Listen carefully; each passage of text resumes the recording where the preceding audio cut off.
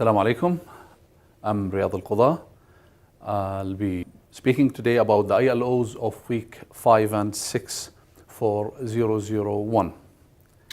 Usually speak about three different areas: the general English, the technical English, and the grammar and vocabulary.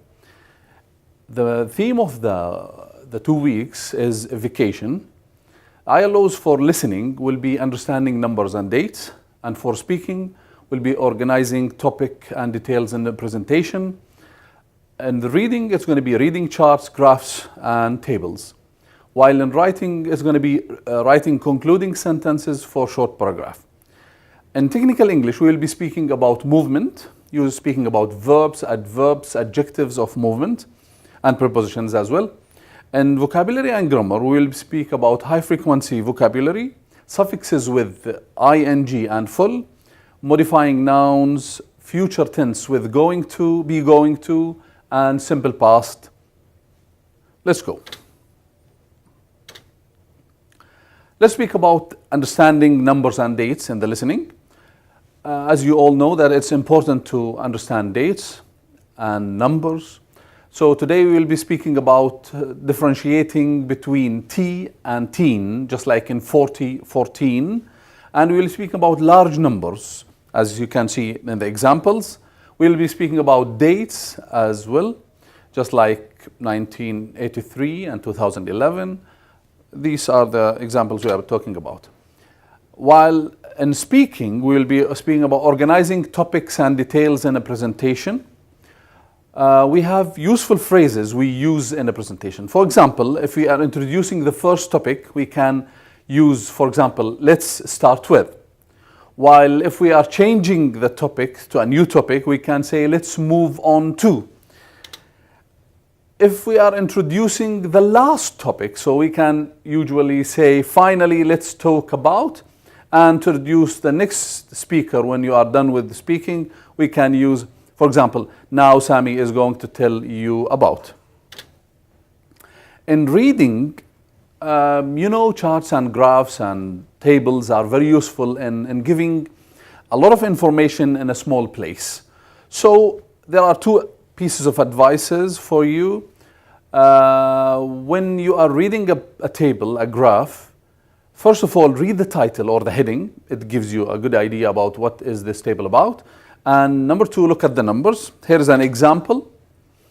In this chart, you can easily understand that how many students scored A, scored B, scored C, while by just looking at the table.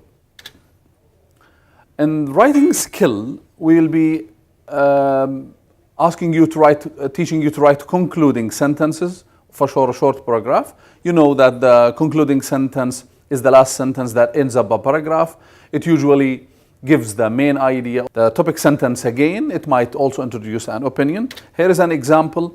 In this paragraph, as you can see, vacations are not the right answer to workers' stress.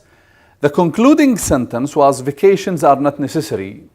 The sentences in the middle, as you know, are supporting sentences. In technical English, we will be speaking about movement. The theme of the week is movement. So we will be speaking about verbs, adverbs, prepositions of movement. As you can see, we have move, fly, turn, can move, can fly, can turn. And we have the words just like horizontal, vertical, diagonal. And we can use prepositions just like forward, backwards, up and down, turn left, phrases just like turn left, turn right. Here is a graph that may help you understand the directions or the movement. These are the high frequency vocabulary. By the end of the week, I hope you understand all these words and you can use them in a proper way. Now let's speak about suffixes. As you all know that words end with full are usually adjectives. So we add full to nouns to change them into adjectives. For example, beauty becomes beautiful, color, colorful, use, useful. ING, we add ing to verbs to change them into nouns, just like clean, cleaning, study, studying.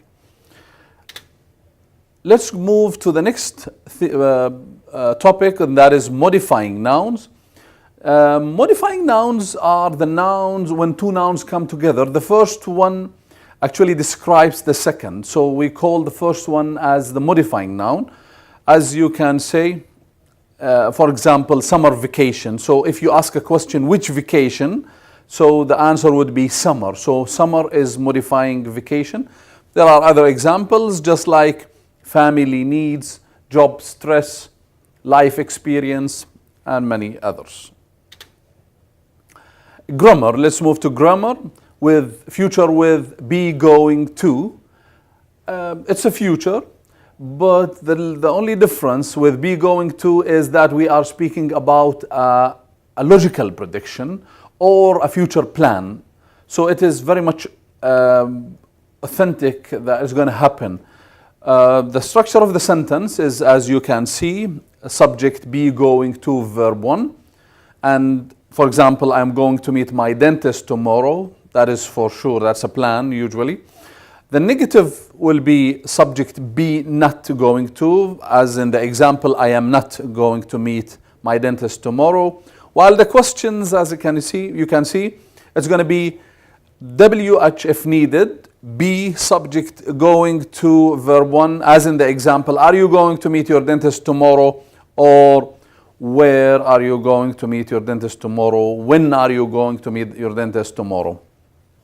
I hope things are clear. Now, moving into simple past, we use simple past to talk about completed actions. Time expressions are just the one explained on the left of the screen, just like yesterday, before, last, ago, in the past, or any past date, just like 1990. So the structure of the sentence is subject verb to. Now verb to has two forms, the regular form and the irregular form, and as you can see in the slide, a regular form is the one that takes ed, just like visit, visited, live, lived, and so on. The irregular form is the form that you have to remember. It doesn't have any regular shape. So just like go, went, gone, cut, cut, cut, buy, bought, bought, and so on. Now the negative, for example, we bought a new car last year. The negative form will be by adding did not. So it was going to be subject did not verb 1. We go back to verb 1. The rest of the sentence, as in the example, we did not buy a new car last year. The question form will be why, WH if needed, did subject verb 1, the rest of the sentence, did you buy a new car last year? Or why did you buy a new car last year? These are some other examples. In the regular form, she visited London last summer, she did not visit London last summer. Did she visit London last summer? Thank you for listening. I hope it was beneficial. Thank you very much.